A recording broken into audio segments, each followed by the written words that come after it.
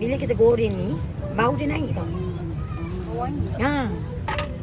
Sebab banyak orang yang kata dia sebab bau dia. Kalau berniaga sini lama kan? Daripada depan 2 tahun lebih lah.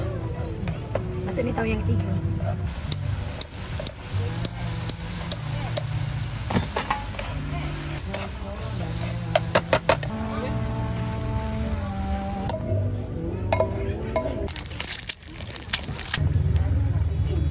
Ni letak nugget. So satu set ni macam ni berapa kak? RM10 je. RM10 Macam dia kak ni. Memang dapat lauk banyak ni. Macam ni RM10.